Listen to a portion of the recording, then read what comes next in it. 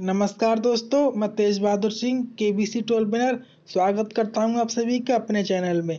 दोस्तों, आज के वीडियो होने वाला है कि जिन लोगों को ग्राउंड ऑडिशन के एसएमएस आ रहे हैं या जिनको नहीं आए उनको क्या करना है, जिनको कॉल आ चुकी है एसएमएस नहीं आया है उनको क्या करना है, जिनको डेट साफ साफ सुनाई नहीं दी या फिर मतलब उनका जो सेंटर है वो साफ साफ सुनाई नहीं दी है वो क्या करे। तो इसके बारे में आज के पूरी पूरी वीडियो बताने वाला हूँ बिल्कुल डिटेल में। इसके अलावा मैं जी के सीरीज की 8वां पार्ट है, इसके पहले मैं 7 पार्ट अपलोड कर चुका हूँ। और आपको कॉल आ गई, एसएमएस आ गया तो पढ़ाई शुरू कर दीजिए, वरना आपको भी पता है आप बाहर कर दिए जाएंगे। जी की आपकी कमजोर हुई तो आपको जी के टेस्ट क्रैक करना बहुत जरूरी है। दोस्तों, अब आते हैं मेन मुद्दे पे कि मतलब जिन लोगों को ग्राउंड ऑडिशन का एसएमएस नहीं आया वो क्या करें। दोस्तों, आप परेशान ना हो, एसएमएस धीरे धीरे आ रहे हैं, आपको एसएमएस आ जाएगा। अगर आपको एसएमएस नहीं भी आता है ना तब भी आपको ऑडिशन देने जाना है। तो आपको कॉल आ गई है तो आप शॉर्ट लिस्टेड हो गए, आप सेलेक्टेड हो गए, तो आप एसएमएस के चक्कर में ना पड़े। बस अगर आपको ऐसे कॉल आ गई है तो आप जाएं। और अगर आपको साफ हो सकता है कि मैसेज आज शाम तक सभी लोगों को भेज दिया जाए, कुछ लोगों को भेजा, सभी लोगों को भेजा ही जाएगा। और बाई चांस अगर आपको कॉल आ गई, आपको एसएमएस नहीं आया है तो आप परेशान ना हो, आप ऑडिशन देने जाएं। आप मतलब कि हमें एसएमएस नहीं आया तो हम जाएं नहीं जाएं बाहर कर दिया जाएगा। आप पहले से शॉर्ट लिस्टेड हैं तभी तो आपको कॉल की गई थी, वरना वो कॉल की ही क्यों जाते अगर आप शॉर्ट लिस्टेड नहीं होते। तो अगर आप कॉल आ गई है तो आप एसएमएस का वेट ना करें। बस एसएमएस इसलिए है क्योंकि कुछ लोग बोल रहे थे कि कुछ लोग केबीसी को मेल कर रहे थे कि हमको डेट मतलब समझ में नहीं आ रही, हमारे डेट कब है, हमारा वेन्यू कहाँ पे है। तो इसलिए क्योंकि कॉल में मतलब इतनी साफ साफ आवाज नहीं आती, इसलिए एसएमएस किए जा रहे हैं। तो आपको भी एसएमएस आ ही जाएगा। और बाई चांस नहीं भी आता तब भी आपको जाना है। अगर आपको डेट मालूम है किस डेट को आई थी तो आप मतलब केबीसी की टर्म्स एंड कंडीशन में साफ साफ लिखा है कि किस डेट को किस जगह, क्योंकि हर सिटी में जो वेन्यू है वो केवल एक ही है। जो लखनऊ में एक ही जगह है, वडोदरा में एक ही जगह है, दिल्ली में भी एक ही जगह है। तो बस आपको अगर पता नहीं चला कि किस जगह आपका है, मतलब किस कौन सा वेन्यू है, तो आप उस जो लिस्ट आई है जो केबीसी की टर्म्स एंड कंडीशंस में दिया हुआ है कि ग्राउंड ऑडिशन किस डेट को किस डेट को किस कौन कौन सिटी में होंगे, तो आपको उसमें जाकर कंफर्म कर लेना है। बाकी मैं अपनी कम्युनिटी में डाल दूंगा, आपको अगर चाहिए तो आप मुझे कमेंट कर सकते हैं दोस्तों। तो आप परेशान हो, अगर आपको एसएमएस नहीं आया है तब भी आपको जाना है, आप पहले से शॉर्ट लिस्टेड हैं तो आप पढ़ते रहिए, क्योंकि जी के टेस्ट क्रैक करना बहुत जरूरी है। प्रॉब्लम आपको वहां पे हो सकती है जब आप जब जी के टेस्ट क्रैक नहीं कर पाते। तो इसलिए मैं इस प्रोसेस से गुजरा हूँ तो मुझे मालूम है क्वेश्चन कहाँ से बन सकते हैं। तो बस मैं वही वही सिलेक्ट क्वेश्चन सेलेक्ट कर रहा हूँ जो आपसे पूछे जा सकते हैं दोस्तों। तो मैंने 7 वीडियो अपलोड कर दी, पहली बता चुका हूँ मैं। ये मैथोलॉजी का दूसरा वीडियो, जो पिछले वीडियो उसमें से एक मैथोलॉजी की वीडियो अपलोड कर दिया है, क्योंकि मैथोलॉजी से 2-3 क्वेश्चन बनेंगे ही बनेंगे। जब आप देंगे अपना जी के टेस्ट आपको खुद मालूम चल जाएगा, मैथोलॉजी 2-3 क्वेश्चन बनते ही बनते हैं। तो बस ये मैथोलॉजी का दूसरा वीडियो, आपको वीडियो लास्ट तक देखना है, चैनल को सब्सक्राइब कर देना और कोई जान पहचान में शेयर कर दें। चलिए वीडियो शुरू करते हैं दोस्तों। पहला क्वेश्चन पूछा गया है, महाभारत में देवव्रत का दूसरा नाम था अर्जुन, भीष्म, कृष्ण, बलराम। दोस्तों, ये था भीष्म। भीष्म को गंगा पुत्र और शांतनु के पुत्र थे ये, तो इनको गंगा पुत्र कहा जाता है। और इनके पास एक वरदान था, इच्छा मृत्यु का वरदान, क्योंकि ये एकमात्र ऐसे थे जो अपनी जो चाहते थे कि मैं जब तक जीवित रहूं तब तक ये जीवित रह सकते थे। फिर जब महाभारत के युद्ध में अर्जुन ने इन्हें बाणों की सैया पे सुला दिया था, तब फिर इन्होंने जब सूर्य का उत्तरायण हुआ था तब इन्होंने अपनी प्राण त्याग दिए थे दोस्तों। क्वेश्चन नंबर 2 है दोस्तों, दूसरा क्वेश्चन, विष्णु के कितने अवतार सतयुग में उनके दशावतार में प्रकट हुए। क्वेश्चन मतलब यह है कि जो भगवान विष्णु के 10 अवतार हैं उनमें से कितने अवतार भगवान विष्णु ने केवल सतयुग में ही लिए थे। तो इनमें से option A 3, option B 2, option C 5, option D 4। दोस्तों, सही जवाब ऑप्शन 4। तो जो भगवान विष्णु के 10 अवतार है उनमें से जो चौथा अवतार है वो सॉरी 4 अवतार है वो सतयुग में ले लिए थे, बाकी 6 उन्होंने बाद में त्रेता द्वापर में लिए थे। और कलयुग में भी एक अवतार है कि वो लेंगे। दोस्तों, आपको एक क्रम से याद रख लेने लग के मतलब कौन कौन सा अवतार उन्होंने किस युग में लिया था। क्वेश्चन यहाँ से बन सकता है और इम्पोर्टेंट भी है दोस्तों। अब से क्वेश्चन नंबर 3 है कि अपने दशावतार से भगवान विष्णु का पहला अवतार कौन सा है। और 10 अवतारों में से पहला अवतार भगवान विष्णु ने कौन सा लिया था। Option A Matsya, option B Kurma, option C बारह, ऑप्शन डी नरसिंह। दोस्तों, तो इसका सही जवाब ऑप्शन है मत्स्य। मत्स्य अवतार था जो भगवान विष्णु का पहला अवतार था दोस्तों। क्वेश्चन नंबर 4 है, नरसिंह अवतार में भगवान विष्णु ने किसका वध किया था। ऑप्शन है Hiranyakashyap, option B Bali, option C Ravan, option D Mayasur. दोस्तों, इसका जवाब ऑप्शन है हिरण्यकश्यप। नरसिंह अवतार में भगवान ने हिरण्यकश्यप का वध किया था। हिरण्यकश्यप खुद को बोलता था कि मैं ही भगवान हूँ, उसको वरदान मिल गया था। वो भक्त प्रहलाद के पिता थे। तो फिर उन्होंने, जो भगवान विष्णु थे, वो नरसिंह अवतार में आते, ना तो वो इंसान थे और ना ही सिंह थे। दोनों को मिलाकर उसको मारा गया था कि उसके पास वरदान था कि ना तो जानवर से मरेगा ना ही इंसान से। भगवान को फिर नरसिंह अवतार का लेना पड़ा था दोस्तों।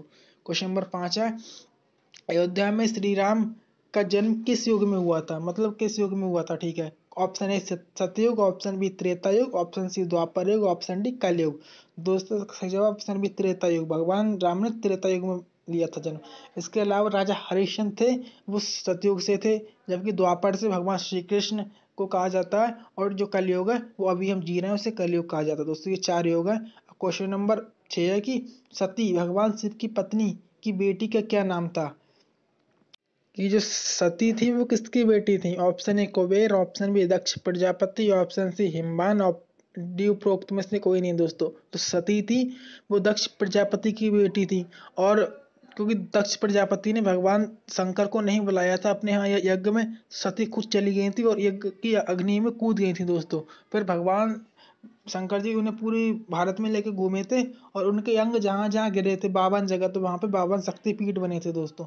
तो ये इसके बारे में कुछ एक्स्ट्रा फैक्ट था कि मतलब भारत में कितने शक्तिपीठ है। तो 52 शक्तिपीठ है वो इसलिए बने क्योंकि सती के जलता हुआ शरीर जहां जहां गिरा, 52 शक्तिपीठ गिरे थे दोस्त। जैसे नैनीताल में उनकी आंख गिरी थी, तो उसे नैना देवी मंदिर वहां पे बना हुआ है दोस्तों। क्वेश्चन नंबर 7 है, जब व्यास हुक्म दे रहे थे तब महाभारत महाकाव्य किसने लिखा था दोस्तों? मतलब कि क्योंकि बोला तो वैसे पूछा जाता है कि महाभारत किसने लिखा था, तो बोलते वेद व्यास ने लिखा था। वो सही है, पर बोला वेद व्यास ने, तो लिखा किसने था? तो उसे लिखा था गणेश जी ने। गणेश जी ने अपने हाथों से लिखा था। वेद व्यास बोलते रहते थे और गणेश जी लिखते रहते थे। तो कहा जाता है कि देवताओं में सबसे अच्छी जो राइटिंग है वो गणेश जी की थी। तो वेद व्यास बोलते थे और गणेश जी लिखते रहते थे महाभारत। बाकी महाभारत का एक दूसरा नाम, महाभारत को जय संहिता भी कहते हैं, तो दूसरा नाम महाभारत का जय संहिता है। दोस्तों दोस्तों नेक्स्ट क्वेश्चन, क्वेश्चन नंबर 8 है, गंगा नदी को स्वर्ग से पृथ्वी पर कौन लाया? Option A Shri Ram, option B Krishna, option C Bhagirathi, option D राजा हरिश्चंद्र। दोस्तों भागीरथी जी गंगा नदी को स्वर्ग से लेके आए थे, क्योंकि उन्हें जो राजा सगर के 1000 पुत्र थे, उनको जो पाप थे उनको धुलने के लिए ब्रह्मा जी से वो गंगा जी को लेके आए थे कि मतलब हम गंगा जी को पृथ्वी पे ले आओ, जो पाप है वो मिट जाए। वो पुराणों के हिसाब से यही सब लिखा हुआ है। गंगा नदी को भागीरथी जी ही लेके आए थे दोस्तों।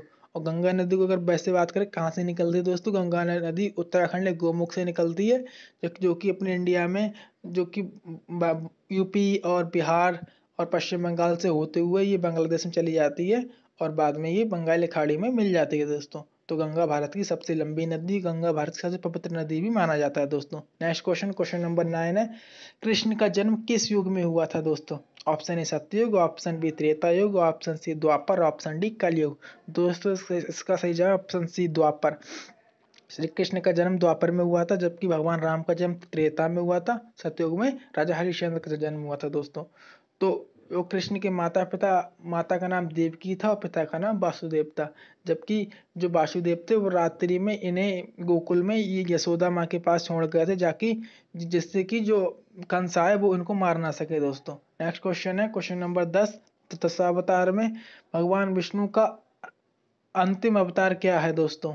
A Kurma, option B Krishna, option C Parshuram, option D कल्कि। दोस्तों इसका सही जवाब ऑप्शन डी कल्कि।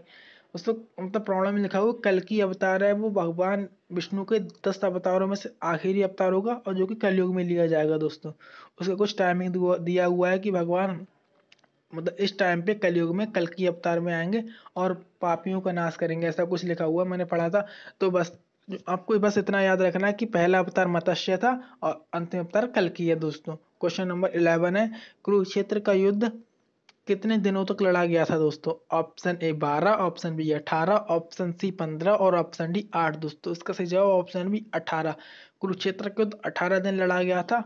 और जो कौरवों की ओर से सबसे अधिक समय तक सेनापति रहे थे वो रहे थे भीष्म पितामह। वो सबसे अधिक समय तक रहे थे, बाकी फिर कम कम समय तक रहे थे, सबकी मृत्यु होती रही थी दोस्तों। क्वेश्चन नंबर 12 है, भगवान कृष्ण के शंख का क्या नाम था? Option A Panchajanya, option B Pande, option C Devdatt, option D Anant Vijay. दोस्तों तो भगवान श्री कृष्ण के शंख का नाम पांचजन्य था दोस्तों।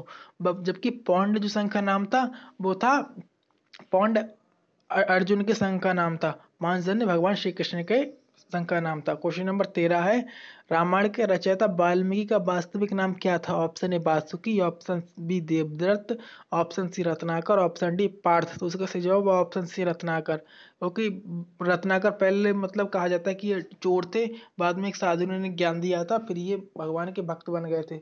और इन्होंने इतनी तो तपस्या की थी कि इनके शरीर पे जो बाबी बन गई थी, जो चींटियों ने इनके ऊपर घर बना लिया था, मिट्टी के जो घर बनाती है वो इनके ऊपर बना लिया था, तो उसे बाबी बोलते हैं। तो इसलिए इनका नाम वाल्मीकि पड़ा, क्योंकि इन्होंने इतनी कठोर तपस्या की थी, चींटियों ने इनके ऊपर घर बना लिया था दोस्तों। तो ये था, फिर रत्नाकर से इनका नाम वाल्मीकि हो गया। उनके पाप थे, उनके पापों से नहीं मुक्त कर दिया गया था दोस्तों। नेक्स्ट क्वेश्चन है कि 14 नंबर क्वेश्चन, सीता के पिता के रूप में किसे जाना जाता है? मतलब इनमें से कौन सीता के पिता है? ये ऑप्शन ए याति, ऑप्शन बी राजा दशरथ, ऑप्शन सी राजा जनक, ऑप्शन डी मनु। दोस्तों इसका सही जवाब ऑप्शन सी राजा जनक। राजा जनक सीता के पिता थे, जबकि सीता की माता कौन थी? सीता की माता का नाम सुनैना था दोस्तों। और सीता की जो बहनें थी, जो सीता की बहन थी उर्मिला और मांडवी, जो कि उनके भाई की, जनक के भाई की लड़कियां थी, उनकी भी शादी राम के दूसरे भाइयों से कर दी गई थी दोस्तों। क्वेश्चन नंबर 15 है, रावण ने सीता का अपहरण किस वन से किया था दोस्तों? Option A Ashok Vatika, option C Kamakhya वन, ऑप्शन सी दंडक वन, डी उपरोक्त में से कोई नहीं दोस्तों। इसका सही जवाब option C Dandak one. Ravan Sita माँ को दंडक वन से चुरा के ले गया था दोस्तों। वो एक ऋषि के वेश में भिक्षा मांगने आया था और सीता माता को ले गया था, उन्होंने लक्ष्मण रेखा से बाहर निकाला था।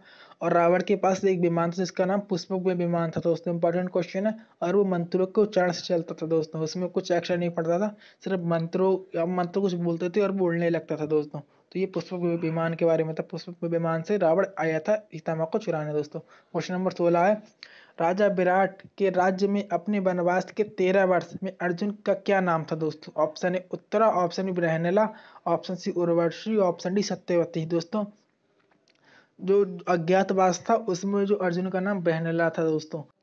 दोस्तों दुर्योधन ने जब उनको वनवास दिया तो वनवास दिया था, उनके साथ 1 साल का अज्ञातवास भी दिया था। अज्ञातवास में ऐसा था कि अगर जो दुर्योधन की सेना थी, कोई भी अगर जो पांडव थे उनको अगर पकड़ लेता अज्ञातवास के दौरान, तो फिर उनको फिर से वही सजा दी जाती। इसलिए तो उनको अपना रूप बदल के रहना पड़ा।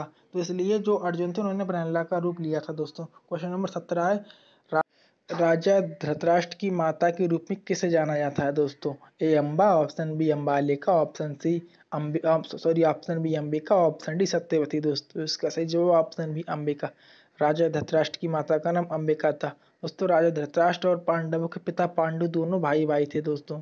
जब राजा बनाने की बारी आई थी तो फिर धृतराष्ट्र बड़े थे तो बड़े को ही राजा बनाया जाता है, लेकिन धृतराष्ट्र अंधे थे, तो कहा गया कि मतलब धृतराष्ट्र अच्छे से राज्य नहीं कर पाएंगे, तो इसलिए पांडु को राजा बनाया गया था। लेकिन पांडु की मृत्यु जल्दी हो गई थी, तो फिर धृतराष्ट्र को बाद में राजा बनाया गया था। धृतराष्ट्र को गद्दी से बहुत मोह था, इसलिए वो दुर्योधन में भी दिख रहा था, और इसकी वजह से महाभारत का युद्ध हुआ था दोस्तों। नेक्स्ट क्वेश्चन है दोस्तों, नेक्स्ट क्वेश्चन है, रावण की माता के रूप में किसे जाना जाता है? मतलब रावण की माँ का क्या नाम था? Option Shurpanakha, option B Mandodari, option C Kaikasi, option D Diti. दोस्तों तो रावण की माता का नाम कैकसी था, और रावण के पिता का नाम विश्रवा था, जो कि ऋषि थे।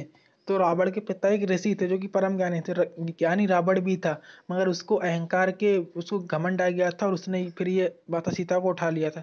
शूर्पणखा रावण की बहन थी, मंदोदरी रावण की पत्नी का नाम था दोस्तों। तो दोस्तों रावण की एक और पत्नी थी जिनका नाम धान्य लक्ष्मी था। अब क्वेश्चन कि रावण की बहुत सारी पत्नियां थी, उनके अलग अलग पुत्र थे दोस्तों, मगर उनकी जो सबसे बड़ी रानी थी उनको मंदोदरी कहा जाता है। उनका नाम मंदोदरी ही था दोस्तों।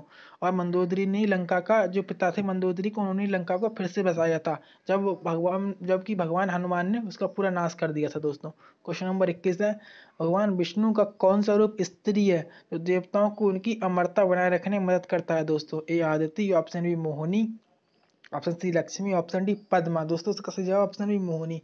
भगवान श्री कृष्ण मोहिनी रूप में आए थे, जब उन्होंने जो समुद्र मंथन से अमृत निकला था। जब राक्षस उस अमृत को पीने की कोशिश कर रहे थे तो फिर भगवान विष्णु ने मोहिनी का रूप लिया था और वो जो अमृत था वो जो राक्षस थे उनसे उनसे लेकर देवताओं को पिलाया था, जिससे कि देवता अमर हो जाएं दोस्तों। और अगला क्वेश्चन है दोस्तों, राजा दशरथ और कौशल्या की बेटी का क्या नाम था दोस्तों? Option A Vashini, option B Shanta, option D Aditi. दोस्तों आपको पता होगा राजा दशरथ के सिर्फ 4 ही बेटे थे, मगर नहीं, उनकी एक बेटी का नाम था, उनकी एक बेटी भी थी, और जो बेटी थी उसका नाम शांता था दोस्तों। राजा दशरथ के 4 पुत्र थे, राम, लक्ष्मण, भरत, शत्रुघ्न, और उनकी एक बेटी शांता भी थी दोस्तों। और राजा दशरथ को कहा जाता है वो राजा अज के पुत्र थे, जबकि राजा दशरथ भगवान राम का जो वंश था उसे इक्ष्वाकु वंश कहते हैं दोस्तों। क्वेश्चन पूछा जा सकता है कि भगवान राम के वंश कौन सा था? भगवान राम का वंश इक्ष्वाकु वंश था दोस्तों। क्वेश्चन नंबर 23 है, 100 कौरव भाइयों की इकलौती बहन का क्या नाम था दोस्तों? उलूपी, उत्तरा, दुशाला और हिडिंबा दोस्तों। इसका सही जवाब ऑप्शन सी दुशाला। दोस्तों कौरवों की एकमात्र बहन थी, उनका नाम दुशाला था दोस्तों।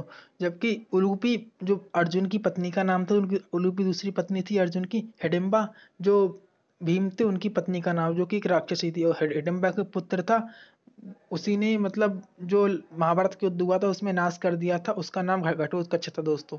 नेक्स्ट क्वेश्चन है दोस्तों, क्वेश्चन नंबर 24 है, दुर्योधन के मामा शकुनी किस क्षेत्र से संबंधित, मतलब दुर्योधन के मामा शकुनी थे वो कहाँ से थे दोस्तों? Option A Kamboj, option B Panchal, option C Pragjyotishpur, option D Gandhar. दोस्त इसका सही जवाब ऑप्शन डी गांधार। तो वो गांधार से थे, और दुर्योधन की पत्नी गांधारी इसलिए कहा जाता है क्योंकि वो गांधार से ही थे दोस्तों। और जो गांधार अभी इस वक्त जो गांधार है वो अफगानिस्तान क्षेत्र को कहा जाता है। अभी का जो अफगानिस्तान है उसे उस वक्त गांधार कहा जाता था दोस्तों। नेक्स्ट क्वेश्चन है, देवी पार्वती के पिता के रूप में किसे जाना जाता है, मतलब जो देवी पार्वती थे उनके पिता का क्या नाम था? Option Daksh Prajapati, option B Brahma, option C Himavat, option D Parshuram. दोस्तों इसका सही जवाब ऑप्शन सी हिमावत। देवी पार्वती के पिता का नाम हिमावत था दोस्तों। और जो देवी सती थी उनके पिता का नाम दक्ष प्रजापति था दोस्तों, आपको कंफ्यूज नहीं होना है दोस्तों। ये थे कुछ 25 इंपॉर्टेंट क्वेश्चन, इसमें मैंने कुछ एक्स्ट्रा फैक्ट बताए हैं तो आपके लिए बहुत इंपॉर्टेंट होने वाला है। तो आपने वीडियो को लास्ट तक देखा, थैंक यू। बाकी कोई भी प्रॉब्लम आए तो आप कमेंट करें, मैं पूरी सॉल्व करूंगा आपकी हर एक प्रॉब्लम का। बाकी पढ़ते रहिए, लगे रहिए, क्योंकि केबीसी में आपको मेहनत तो करनी पड़ेगी, पढ़ना तो आपको पड़ेगा ही। तो आप पढ़ते रहिए, अपने सपने की ओर लगे रहिए, और आप अगर सच्चे दिल से मेहनत करेंगे तो मुझे नहीं लगता कि आपको कोई भी रोक सकता है। सपना कठिन है मगर मेहनत के सामने प्रॉब्लम नहीं आएगी अगर आप मेहनत से पढ़ेंगे। बाकी कोई प्रॉब्लम हो तो कमेंट करें, और वीडियो देखने के लिए थैंक यू वेरी मच।